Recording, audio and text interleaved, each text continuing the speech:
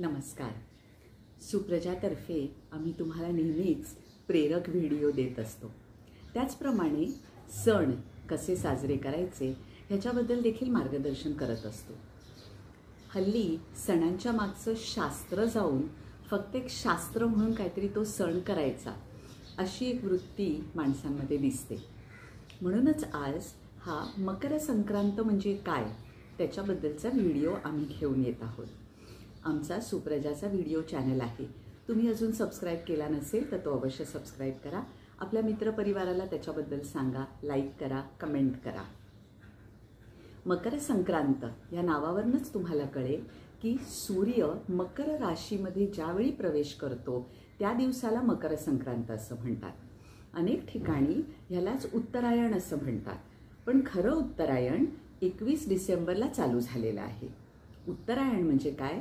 दिवस आता मोठे मोठे व्हायला लागले. 21 डिसेंबर हा सगळ्यात छोटा दिवस आहे. त्याचप्रमाणे जून 23 हा सगळ्यात मोठा दिवस आहे. 21 डिसेंबरपासून 23 जूनपर्यंत उत्तरायण असतं आणि 23 जूनपासून 21 डिसेंबरपर्यंत दक्षिणायन असतं. दक्षिणायन म्हणजे सूर्याची जी किरणं आहेत ती थोडी कमी शक्तिमान होतात.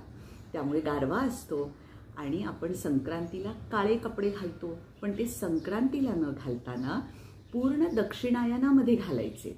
म्हणजे जो काही सूर्याचा ताप असेल तो काळा रंग आतमध्ये शोषून घेतो आणि त्याच्यामुळे आपल्याला ऊब राहते. म्हणून काळे किंवा गडद रंगाचे कपडे हे आपण 23 जूनपासून 21 डिसेंबरपर्यंत घालायचे. मकर संक्रांतीच्या पर्यंत 21 डिसेंबरपासून 14 जानेवारीपर्यंत सूर्य हा धनुराशीमध्ये असतो आणि त्यालाच आपण धुंदुरमास असं म्हणतो.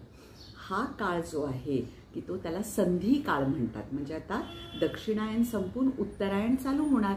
आपली दिनचर्या बदलायला पाहिजे, आपली ऋतुचर्या बदलायला पाहिजे, शरीराला त्याची सवय व्हायला पाहिजे. म्हणूनच सांगितलंय की धनुर्मासामध्ये लवकर उठा, काहीतरी पाठांतर करा किंवा काहीच नाही तर देवळात जाऊन या, म्हणजे चालायला जा. अशा पद्धतीने देवळात जाण्याचा क्रम कशासाठी असायचा की तुम्ही तेवढं चालून येता. तिथे बसण्यामध्ये पद्मासन घालाल तर तुमचं एक योगासन होतं, वज्रासनात बसाल तर अजून एक योगासन होतं. अशा पद्धतीने काहीतरी जा, कोणाशी तरी बोला, सत्संग करा.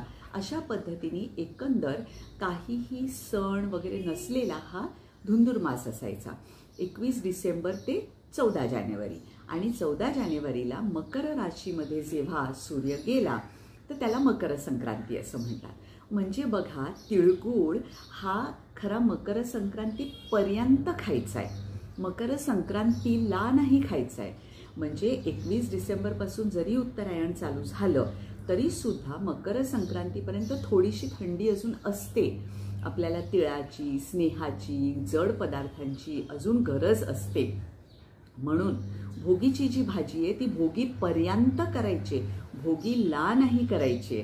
म्हणजे ह्या संबंध काळामध्ये ज्या त्या थंडीपासून, दिवाळीपासून खास पावटे, तुरीच्या शेंगा, छोट्या वालाच्या शेंगा, हे सगळं जे मिळतं, ऊस, हे सगळं आपण दिवाळीपासून सुरू करायचे आणि ते मकर संक्रांतीपर्यंत करायचे.